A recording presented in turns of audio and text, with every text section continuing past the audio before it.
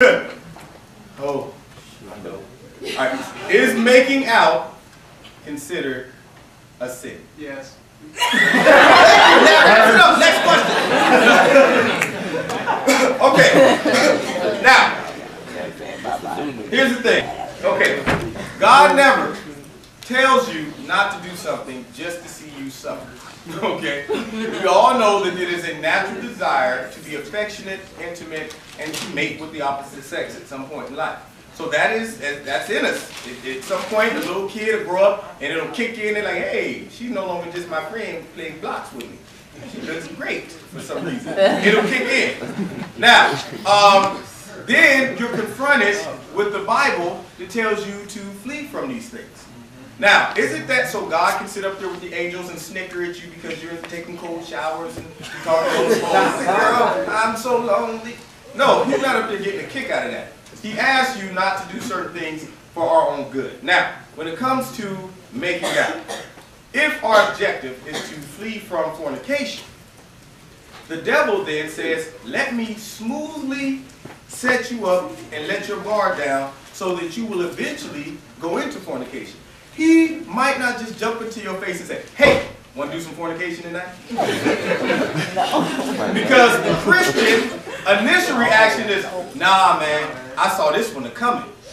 So what he does is says, let's do it smooth by allowing you to spend extreme amounts of time alone with the person that you're interested in. Now, when you spend extreme amounts of time alone with the person that you're interested in, you have a tendency to get overconfident in your discipline.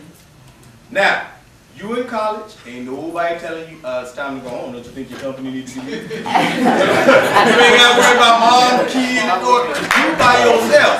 You dig? That means they can spend the night. You know how you used to say when you little. They can spend the night if they want to. Now, let me tell you the setup. Okay? Here it is. You freshly saved, so your antennas are up.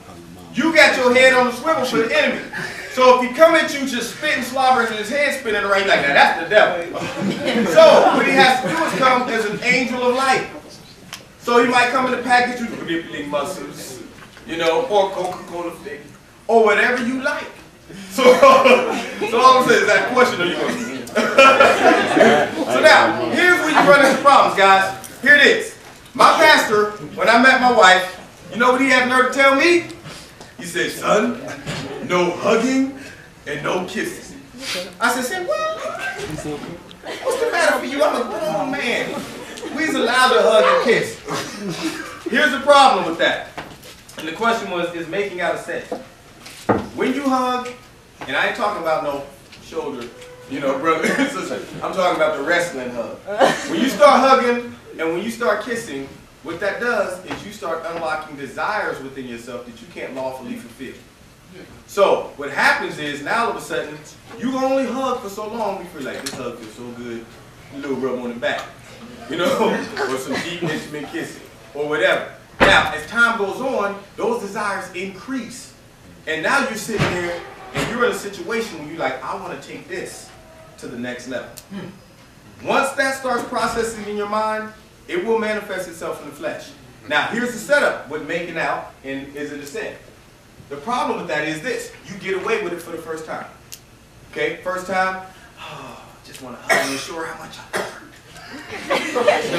Second time, a kiss won't hurt. And now, who's in your ear? A kiss won't hurt. Just go on. That's it right there. That's it. Good. Now, you walk away like, see? Everybody talk about it's a trap. You know, I'm good.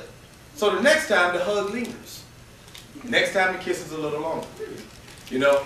And over time you become desensitized and you become so comfortable and confident in your self-control after a while. You're like, what have we done? You know, it's the setup. And so it is slow. It is, hey, I'm telling you people, it is not just the fact that kissing is wrong and hugging is wrong. That is not the big problem. It is what it leads to.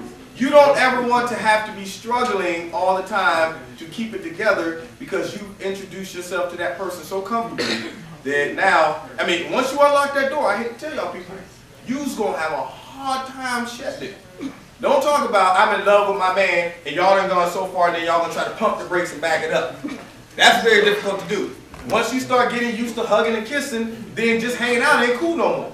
You sitting there like, well, you mean tell me he's gonna walk around and look at flowers all day? After we used to lay on the couch and snuggle and smooch, and now we gotta pump the brakes, go back to the first base. So you don't want to set yourself up for long-term failure.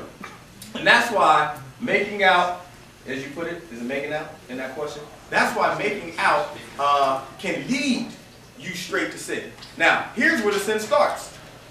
When you actually manifest sin in the flesh, it starts at least 3 weeks before you ever did it. And it starts right there. Every football game I played, in college, and in arena, all of that stuff, I always saw myself playing the game way before I played it.